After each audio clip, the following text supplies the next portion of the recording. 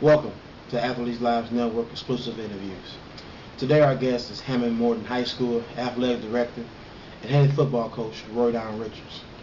Richards talks about his early days and influences in football, his decision to coach high school sports, his feelings on leaving East Chicago Central High School, and who he considers the best players in Hammond Morton High School East Chicago Central history under his tenure.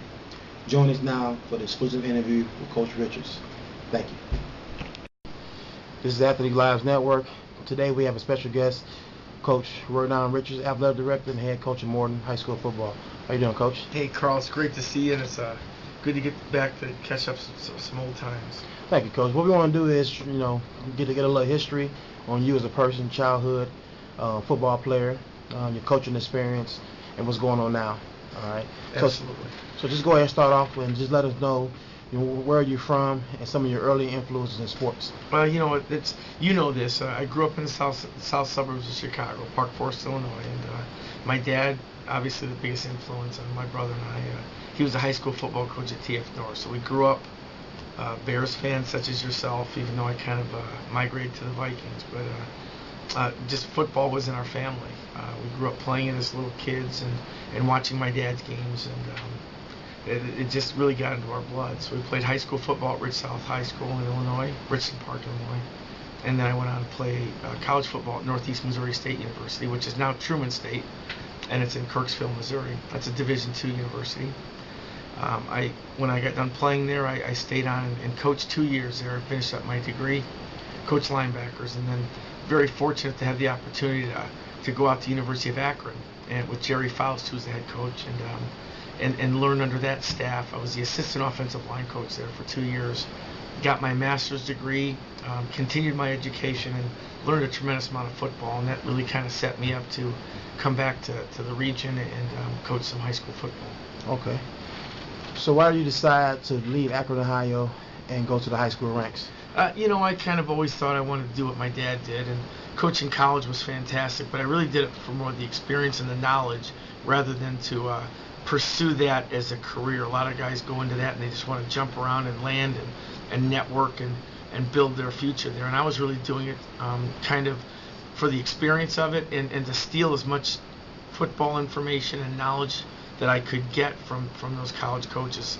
A lot of those coaches are now in the NFL and came from the NFL to Akron and then back into the NFL. So to be able to live with those guys for 2 years and pick their brains and coach with them and see them in action, see what they're thinking and how they do stuff. Those are 2 years of experience that I don't know if I ever would have the knowledge I've got if I didn't choose to do that. So very fortunate it happened for me.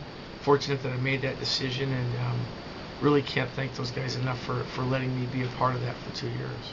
Okay, so in 1990 you end up becoming the defensive coordinator at East Chicago Central High School. Kind of go into play of how that happened. Dave Vigofsky was the head coach of East Chicago, and he's a Rich South guy, but he's older than I am. Sorry about that, Dave. But his younger brother Mark and I played at Northeast Missouri and college roommates at that time, very, very close. And so Mark called me and said, hey, my brother got the job at East Chicago. He's looking for a defensive coordinator. And my tenure at Akron was kind of ending, and I could have stayed on, but I was really looking to take some of that knowledge and see if I could put it into use. So a position opened up at East Chicago where I could teach and coach, and it was really suited for me perfectly. A great opportunity for me to learn a lot about being a high school football coach. When I was at Akron, I learned a lot about football, being a football coach, but not really coaching football players. So that's what I learned at East Chicago, is how to take my knowledge on the field and transform it to where you're actually coaching people and kids. And I learned there at East Chicago that coaching the player is a lot more important than coaching the play. So I was very fortunate to be under Dave and to be able to learn that. Okay. What type of athletes from East Chicago Central, what was your game plan on reaching them as a coach to get them players to work for you effectively? I think I've always been a player's coach, and so you try to coach like you are a player, making sure it's fun, making sure kids work hard, work together, build those kinds of relationships. The talent we had at East Chicago was very athletic, allowed you to have a very wide open style of game, When I was the defensive coordinator, I wasn't in charge of the offense and couldn't dictate what kind of offensive style we have. But defensively, we did a lot of man coverage, a lot of blitzing, a lot of utilizing our athleticism and smothering the run and kind of getting everybody involved. It was a very aggressive style. It was a lot of fun. And I think it carried over to the offensive style once I became a head coach. It took me a while to learn how to be an offensive coach and to coach the whole program. But the fact that we were having a lot of fun, even the kids from my first year when we struggled, they'd come back and say how much fun they had. And I look back at some of those years, and we visited today about how if I wish I could have been more experienced, how I could have done some things differently. I wouldn't have changed the times with those kids at all. That was probably the most fun time I've ever had trying to break into coaching. But I think just the experience of being a head coach, that was very difficult trying to do it on the run. But the fact that we were so athletic and we opened things up, I think it gave our kids a good chance and a good opportunity to see that the future was going to be very bright. Okay.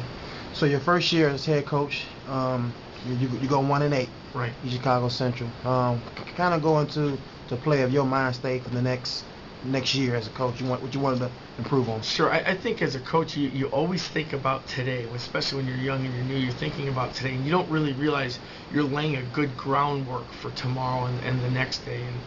And it was a disappointing year record-wise.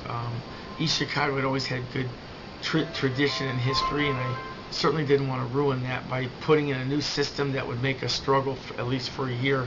But it's the only way I could do it, and you have to do it your own way. So I tried coaching it my way, the style that I've always wanted to do, the style that I learned at Akron, and I knew there would be a transition period. And unfortunately for that group of seniors, they're the transition period. That's certainly not what I wanted, but it had to happen for me to be a coach and for my career to take off and for our programs to be as successful as they needed to be. So we did go through some rough times there, but building blocks throughout the lower levels of learning how to have a wide open system and spread the ball around and get that kind of teamwork on the offense has really paid off for our career.